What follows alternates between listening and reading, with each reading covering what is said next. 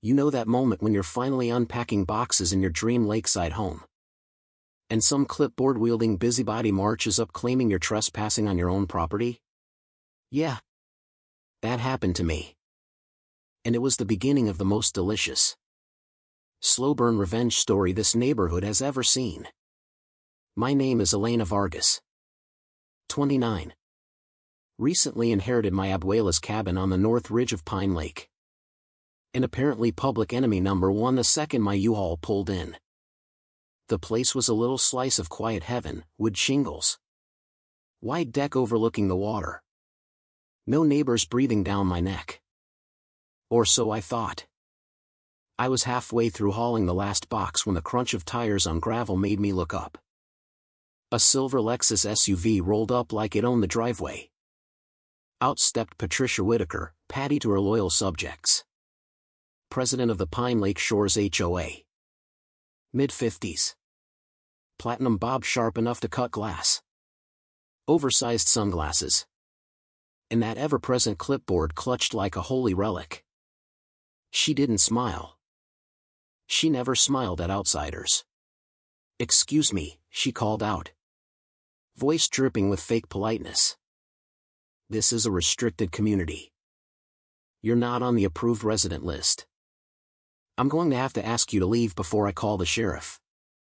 I set the box down slowly, wiping my hands on my jeans. This is my property. Inherited it free and clear. Deeds filed with the county. Patty's lips thinned into a line. The HOA governs all lots in Pine Lake Shores. Transfers require board approval. You can't just move in. I tilted my head. Funny. My abuela lived here 30 years and nobody ever asked her for permission to exist. She adjusted her sunglasses. The gesture pure theater. Standards have tightened since then. Dear. We protect property values. You understand. Oh. I understood perfectly. I understood that Patty Whitaker had turned a quiet lakeside neighborhood into her own little fiefdom, where beige siding was next to godliness and anyone who didn't kiss the ring got the clipboard treatment. I didn't argue. I just smiled, the small, quiet kind I'd perfected after years of letting people underestimate me. You do what you feel you need to do, Patty. She drove off in a huff, already dialing on her Bluetooth. I went back to unpacking, but I started keeping notes. Every little interaction. Every petty complaint. Because I'd learned the hard way, when someone like Patty decides you're the problem, silence isn't weakness. It's reconnaissance. 3 days later, the first official notice showed up in my mailbox. Thick cream paper.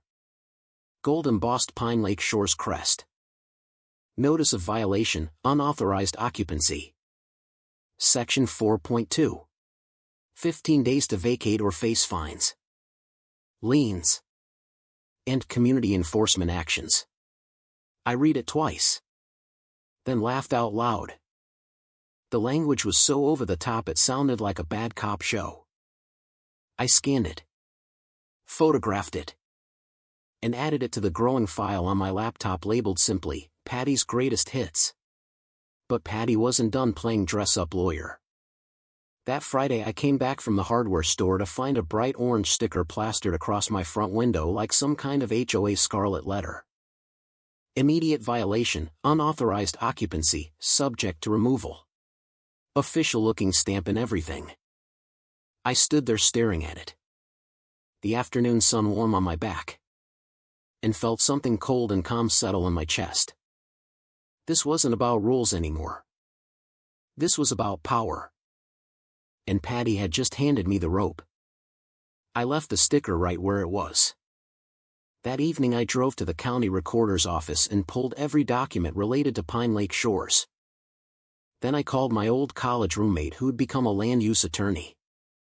By Monday I had a thick binder and a very clear picture. My cabin sat on the North Ridge, a solid quarter-mile outside the HOA's recorded boundaries. The original developer's notes even said the northern lots were intentionally excluded to avoid exactly this kind of nonsense. I also started hearing whispers from neighbors. Quiet ones. The kind people only share when they think no one's listening. Old Mr. Delgado down the road told me how Patty once threatened to fine him for flying an American flag that was too large. A young couple on the south side admitted they'd been pressured into selling after their teenage son threw one loud party. Same tactics. Same language. Same orange stickers. I listened. I nodded. I added every story to the binder. Then I filed my response.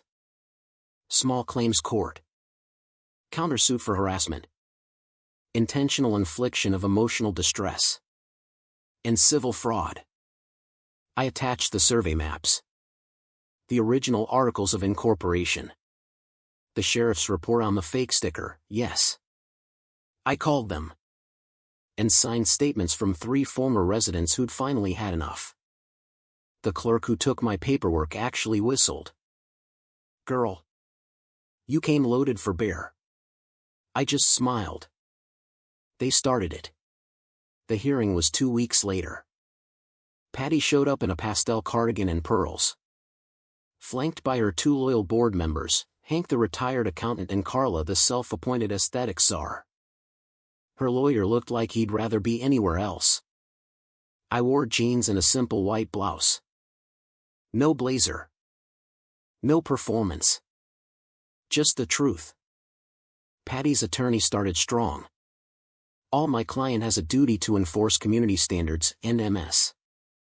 Vargas's unauthorized presence is damaging property values. The judge, a no-nonsense woman in her 60s, held up a hand. Counselor, is this specific lot included in the HOA's recorded plat? He hesitated. Well, historically. Historically doesn't count in court. Do you have current boundary maps showing this property inside your jurisdiction? Silence. I stood up when it was my turn. Calm. Clear. I walked the judge through every document. Every map. Every piece of paper that proved my cabin had never been part of their little kingdom. Then I handed over the folder of past victims. 3 separate families, I said. Same stickers. Same threats. Same result, forced sales at below market prices. One of those properties was quietly transferred to a relative of a board member. Funny how that works. Patty's face went from smug to scarlet. The judge flipped through the pages. Her expression hardening. Miss Whitaker. Did your association issue this sticker? Patty lifted her chin. We were simply enforcing. This isn't enforcement. This is impersonating legal authority to intimidate a property owner. I'm referring this to the county prosecutor. She looked at me. Your countersuit has merit. We'll set a full hearing. Outside the courthouse. Patty cornered me in the parking lot. Voice low and venomous. You think you're clever? You have no idea who you're messing with. I met her eyes. Actually, Patty, I think I do. You're the woman who's been running a neighborhood like her personal cult for 15 years. And the mask is slipping. She stormed off. What happened next was beautiful. The prosecutor's office opened an investigation. Then the state attorney general got involved. Turns out Patty and her inner circle had created a fake management company, Silver Shore Services, to siphon HOA dues. Over $180,000 in enforcement consulting fees that somehow ended up in personal accounts. Fake violation notices printed in bulk. Pre-signed liens. A spreadsheet tracking problem residents with notes like encourage voluntary departure. They even had a little slush fund for buyouts. The raid on the HOA storage unit made the local news. Boxes of blank stickers. Rubber stamps. A safe full of handwritten logs bragging about removing undesirables. Patty was arrested at her McMansion while watering her perfectly manicured lawn. The photo of her in handcuffs. Still wearing gardening gloves and that same fake smile cracking at the edges. Went viral in the neighborhood group chat. Hank and Carla flipped quickly. Cutting plea deals. Turns out they'd been terrified of Patty for years. The HOA was dissolved by court order. Remaining funds were returned to residents. My cabin was officially declared forever independent, with a permanent injunction against any future association trying to claim it. Months later, I was out on the new dock, built with help from half the neighborhood, when Mr. Delgado stopped by with a six-pack. "You know," he said, cracking one open. "We all thought you were just some city girl stirring trouble. Turns out you were the only one brave enough to say the emperor had no clothes." I clinked my bottle against his. I wasn't brave. I was tired. "There's a difference." He laughed. "Well, whatever it was. Thank you. Place feels lighter now." It did. People started painting their houses colors that weren't beige. Kids rode bikes without fear of citations. Someone even flew a slightly oversized flag without getting a letter. One evening, as the sun dipped behind the pines and the lake turned gold, I sat on the deck with my feet up. The orange sticker, the original one, sat framed on my wall like a trophy. Not out of spite. As a reminder that the people who scream loudest about rules are often the ones who fear them most when they're applied fairly. So here's the question I want you to answer honestly in the comments. Was I the villain for fighting back against a bully who hid behind community standards, or is the real criminal the one who turns neighbors into subjects and homes into fiefdoms?